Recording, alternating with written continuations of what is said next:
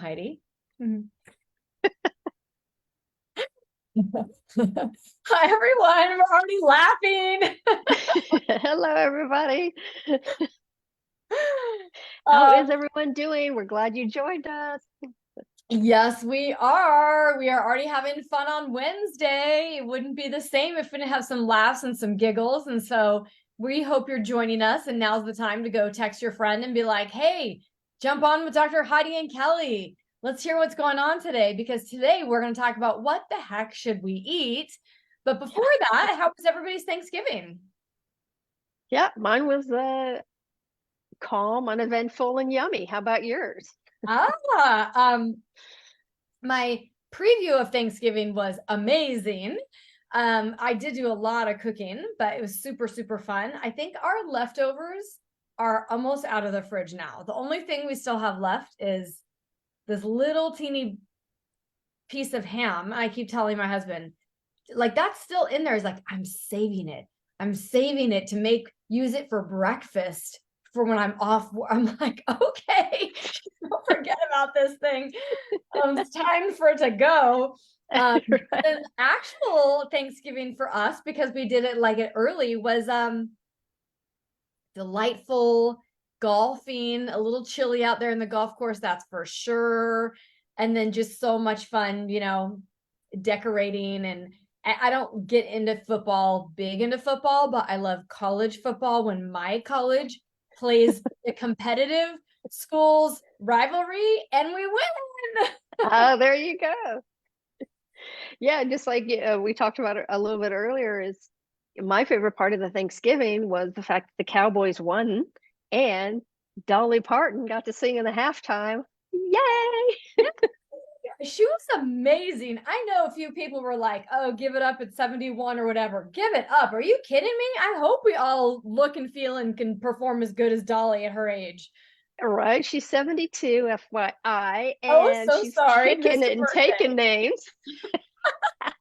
Could you believe she could fit in that Dallas Cowboy cheerleader outfit Heck and yeah, and she pull pulled it that off? off. So good. So So good. good. Holy cow. Only Dolly. And Only I've been Dolly. watching Dolly my whole life, right? Like, Yeah, so fun. something to strive for, right? Something to strive for. Yeah. So for any of you out there that have been Pac-10 fans and then became Pac-12 fans, this was such a sad end of the season because UCLA and USC are leaving.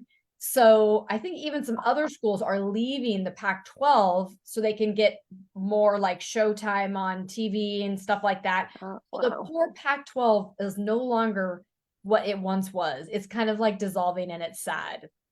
But they looked at the record, there's everyone's records from like, all the competitors in big rivalries.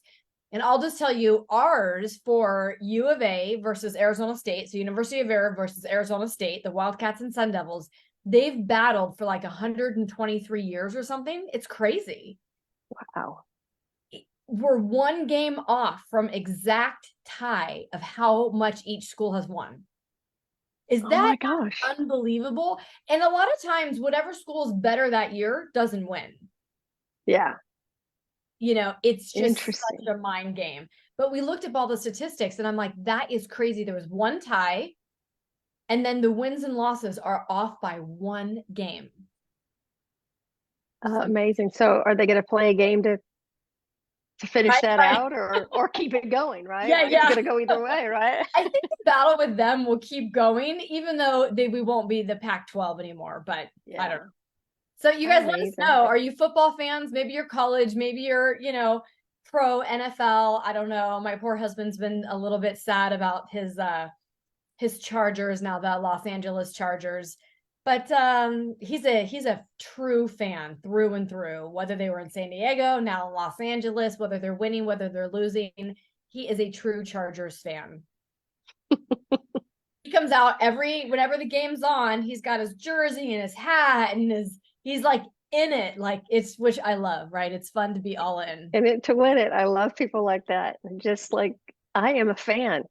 Done. I'm a fan. Exactly. Just say it how it is. Oh my gosh. Yeah. Holy cow, you guys. Well, we'll get rocking and rolling today, but we would love to hear how your Thanksgiving went, and let us know who your football team is. Just kind of fun, right? If you're just throwing it out there. All right. Well, welcome everybody to be here with us. Thank you so much. And it is such a pleasure to have Dr. Heidi Arrasabal on with us every single week as usual.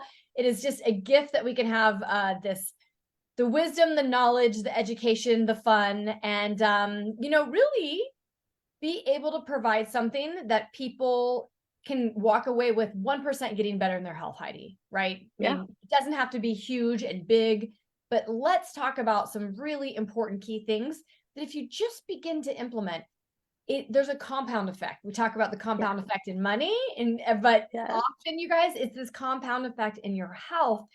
That what do you want? If you look in the future, 10 years from now, 20 years from now, where do you want your health to be? Yeah. And if we want that vision, paint that picture of your healthy, vibrant self, of exactly what you want. And know and think about that will be you, but we have to start today, probably changing a few habits so we can get there. Mm-hmm. Yeah. And the struggle that I think I find with people is they want to change it all at once. Mm-hmm. So I love the fact that you pointed out 1%. Just change 1%, because 1% over time can move your boat to a different country, right? If a boat is navigating, they're just off 1%. It's going to completely change the outcome. And so really encourage people to just do one thing at a time. Start something and really make it more of a habit, make it a routine, and then move on to the next challenge. And so always upping that challenge, stacking that success, right? Yeah. And that's really what you want, is you want to stack your success, not have it all fall in failure and you feel like, I'm no good. I'm just going to be fat forever. And then not only are you starting back from zero, you're almost in a hole again because you've been disappointed in yourself. And of course I can't do it. It's one more time I've failed, right? Right. Well, and I think so we all have to eat. That's one of those things. You guys have to go to the gym? No, that's your choice, but you have to eat. And I think one of the huge questions, Heidi, is people ask, well, what the heck should I eat? And there's so many fads and this and that. So we're not talking about diet. When we say the word diet, we're using it in terms of the foods you need to eat for your body. We're not using it as a weight loss term, you guys, okay? So the big thing is what the heck should I eat? And one of the things that Heidi and I had big discussions about, and there's a book that just came out, right? Dr. Gabriella Lyons came out with this book about we all need to eat more protein. We all need to have more muscle, and especially us women. It's just these old programs that if I eat protein, if I gain muscle, I don't want to look like a big guy. Guess what? You won't. You won't. Not on your best workout day. It's not gonna happen. Do you know how hard you have to work out and the substances you have to take to achieve that level?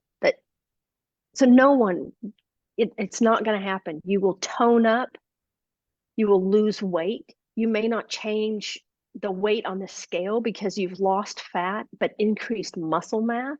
Yes. But your clothes will fit better. Your posture will be better. Your brain will perform better. Your hormones will be more stable, and your cravings will be non-existent. Okay, did you guys hear that list? Oh my gosh.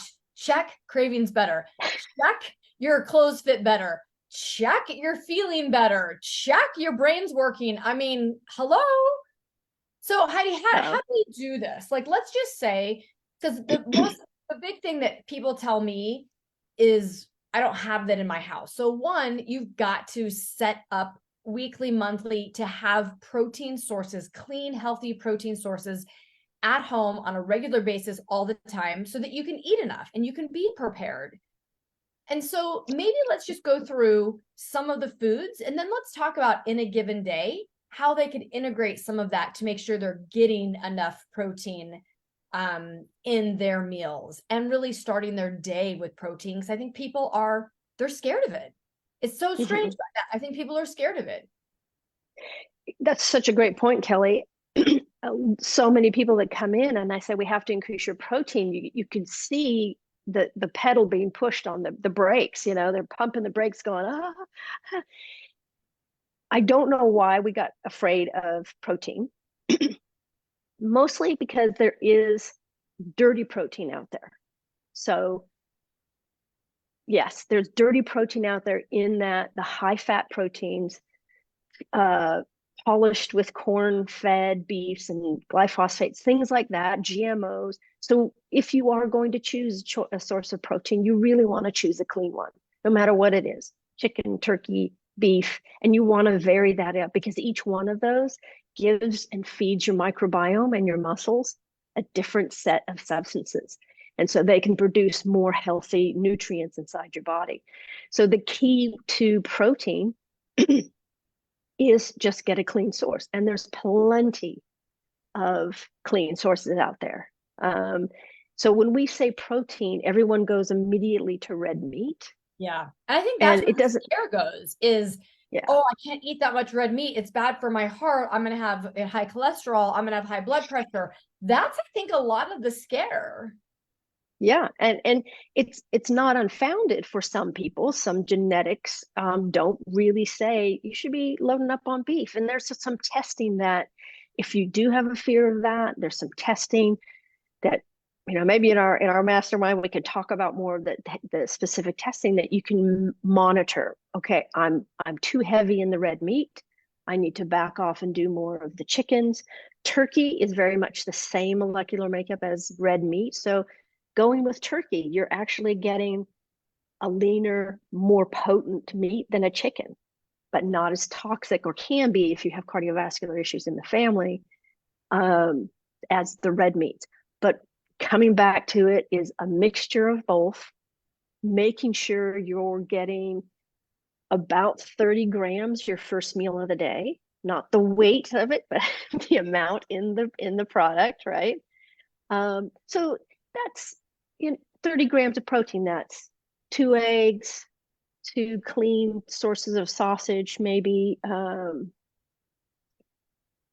more turkey sausage or a chicken sausage, that kind of thing, but more a clean product. You can add a little bit of a nut butter that's going to have some proteins in it. So that combination, you're really going to get you to that 20 to 30 grams of protein. And you can also do a clean whey protein before you eat to just make sure you get to that 30 grams a day.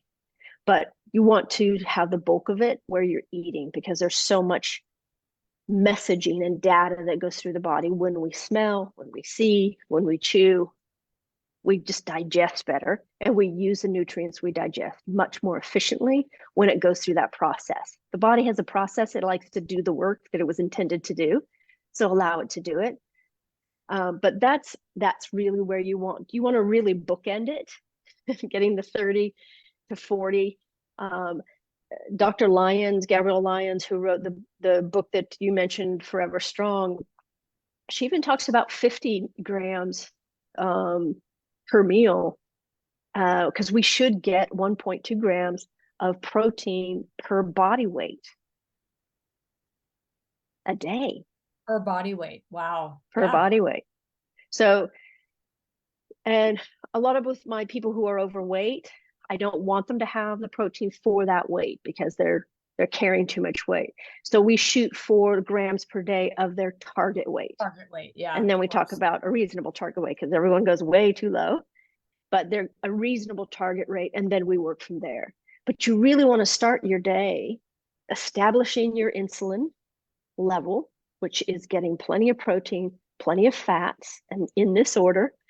So you have long burning fuel through the day. The cravings go away. The slumps in energy go away when you set the stage first thing in the morning, or the first meal of the day, I would say. Yeah. Make sure it's heavy in that protein and the fat. Wow. I mean, and so that's not really that hard. So let's talk about some other options for breakfast, because some people are just either can't eat eggs, don't want to eat eggs, hate eggs. I don't know. Yeah. Again, eggs falls in that controversial. We got so taught to be afraid of eggs. Eggs are the cholesterol thing. They're not. They really are not. They've done in-depth studies, and there was absolutely no difference with people who had eggs every day and an abundance of them, and those that did not. And it's just not a non-issue at this point. But for some people with autoimmune, you may want to use some caution. Really, what we have to do, and this I think goes with everything in life, is just have an open mind. Oftentimes I will have, and I should take Instagram pictures of them, I'll have dinner for breakfast. Whatever we had for dinner, I'll go ahead and eat again for breakfast, because I know it's going to be high protein. I know it's going to be there. It's fuel for the day. We have to get out of the mindset that this is breakfast, and it should be breakfast food, right? Breakfast looks like lunch. Lunch looks like breakfast. Breakfast looks like dinner. It's the time of day we eat, right? It's just the time of day or the order of the food. It's a time of day. It's actually not the food. Exactly. There's no research that I know of that talks about the benefits of eating these kinds of foods other than the content of the food, what protein, what fats, that kind of thing, in a time of day. And there's a lot of issues with how much protein you have before you go to bed. There's people that say a lot of protein. Some, no, don't eat protein before you go to bed. There's that. There's so much controversy, but here's the deal. Get your grams of protein per day. Get really good fats. Olive oil lowers cholesterol.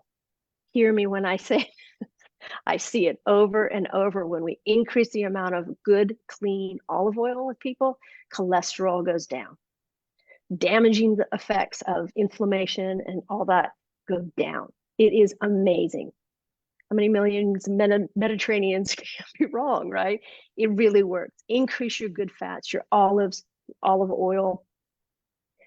Diversify it a little bit with avocado oils. This creates a really fuel efficient machine, so that you're burning calories all day long. You're burning that fuel for energy all day long. And how do you know it's doing that? Because you have energy. You feel great, right? You don't have that 3 o'clock slump. You feel good. You're not thinking, oh, I need a cup of coffee. I need a little piece of sugar. It just doesn't come to your mind. And it's hard to believe when that's something that we feel like we crave all the time. It's a shock to even think about, like, but I'll always want chocolate. Maybe not. Keep an open mind. Breakfast is dinner. Dinner is breakfast. Pre-cooking things, getting, maybe pre-cooking 6 chicken breasts or chicken legs and things like that, and have that in the fridge so that you're just chopping it up. The other evening we had pho for dinner. I added extra chicken. And I need to make that. That's so good. I love that. It's so good, right? And it just was like it was warm and it was chilly here, and it was just the best thing. And I love the jalapenos in it and their basil in it. And I had some extra jalapeno and basil. And so the next morning I scrambled up my eggs. I put in my sriracha sauce, my jalapenos, chopped up the basil, and I had pho for breakfast in eggs. It was just delicious. So this is the kind of thing you almost don't think about. Just say, what's in here? Let me throw it together. It's not a cooking show. It's not perfection. It's fuel. And you can enjoy it. Put in that garlic, put in those onions, sriracha sauce, go for it. So let me ask you this, Heidi. Besides, eggs, like, pretty common. Everybody knows about eggs. Everybody knows about clean meats for the most part, right? The different options. So what is the other ways that people can really get more protein?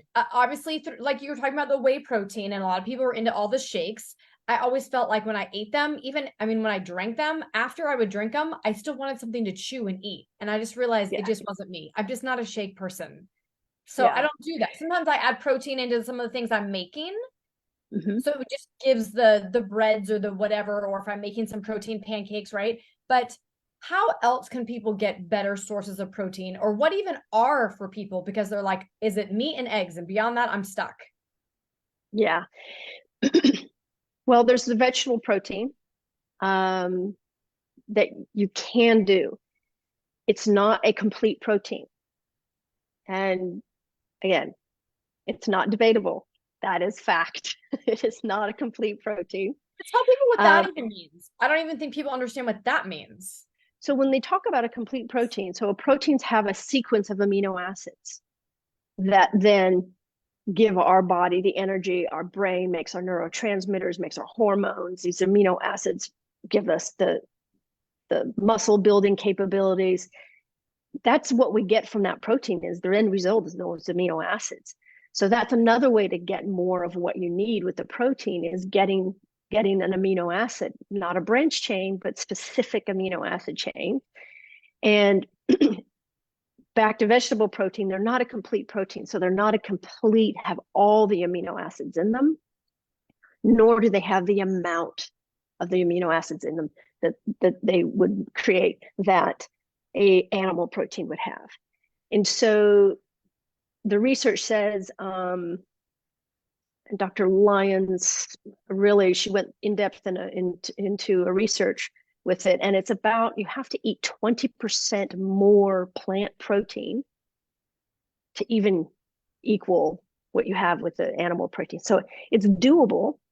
It's just a lot more food. And this is where we're already in trouble. People aren't eating enough food because they think it's calories in, calories out. Ah, gosh, you guys, are you getting this? So what would be some great some non-animal protein sources? It sounds like, no, I'm a vegetarian, or no, right? Like, so then they're like, then what do I eat? What are some of my best choices? So, you're going to get some proteins in nuts and seeds. Beans seem to be the thing that come to mind, but when you look at the content of beans, there's really more carbohydrate from a bean than there is protein. So you're actually exceeding your carbohydrate load trying to get the amount of protein you need from beans. So again, you want a mixture. A pea protein is an isolate, pea protein isolate. And there's some really good clean companies that have that. It's also very good. I do prefer a whey protein, but if you can't tolerate dairy, that's not going to be one that you can tolerate.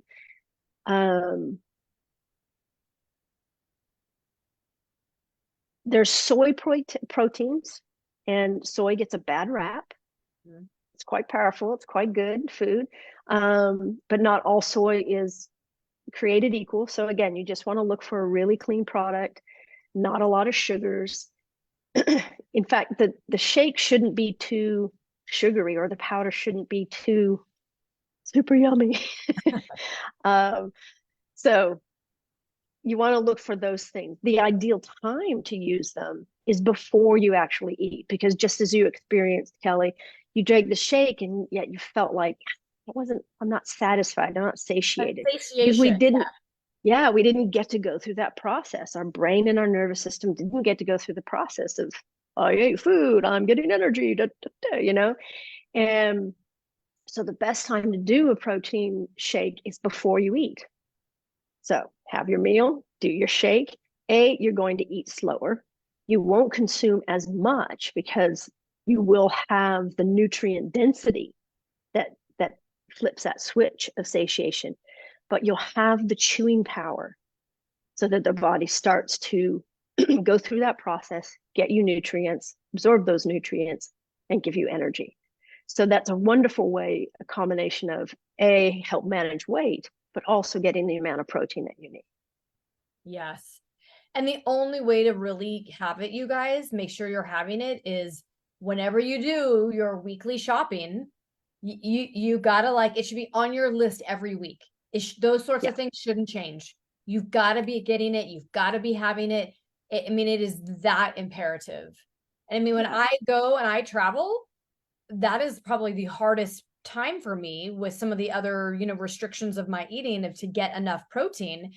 So I'm just like, yep, give me 3 of those, but no bun, no this, no that, because I just want the protein, right? Like, can you make me eggs? Can you put in an extra egg? Just yeah. And you look too, there's protein in some vegetables. For example, a proper serving of asparagus. There's 8 grams of protein. Yeah. Right? So it's not all about animal. You can get it in your veggies, but to rely only on veggies, Yes. you're going to have to eat a ton. Yes. So you And guys it just doesn't translate to the kind of muscle strength that you need. Yeah. And so think about that. How much we need to be eating more vegetables anyways. I mean, most people out there are not having a salad plus a serving or two of vegetables on top of it, right? I know your Gus just not. But what I find is I then throw extra veggies in things. So like I make a risotto, I chop up a bunch of asparagus, put it in the risotto, right? Like add your extra vegetables in so that you can get that extra little bits of protein along the way. Mm-hmm. Yeah, exactly. Oh my gosh. Yeah, there's more. You can look on charts and get a good food chart. And once you start to do it, right, initially there's a learning curve, you think. But to eat right, to take your health into your own hands, you do have to become a professional label reader. You have to think about what you're eating. It's just like school. It's just like learning a new language or a new craft. It takes work at first, but then you got it. Yeah. Then you don't even think about it. You're just, this is what I eat. This is because I know I've already calculated the protein content. I don't have to, it's not like you're with the calculator. That's 14, 7, there we go. I got it. You do it. It becomes, that's why it's oftentimes, I'm sure with you, Kelly, people ask you, you go, what do you mean? What do I eat? I eat what I eat because I'm so used to eating like that, that I don't even think about it. And so there is that learning curve, but it's so worth it.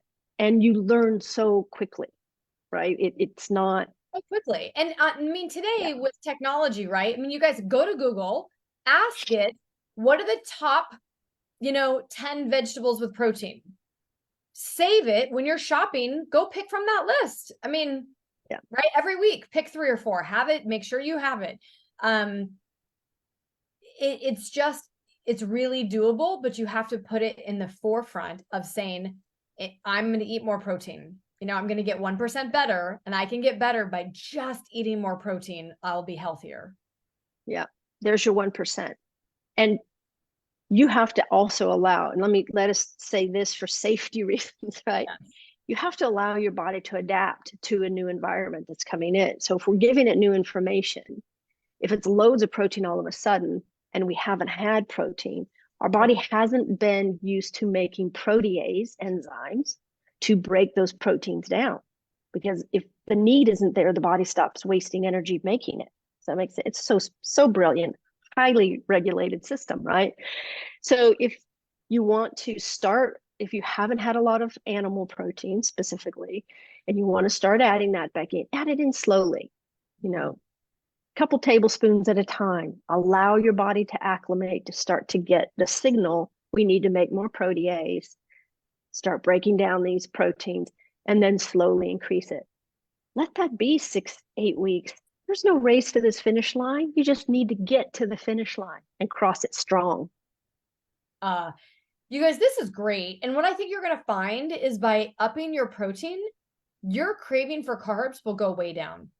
Mm-hmm. And you have to remember, those of you that are still, realizing that you just need to lift more and be stronger, that you don't have to knock it in the gym so hard. If you're still out there just packing carbs and carbs and carbs away, you still do need to really be working out to burn off all of those carbs to some degree, you guys.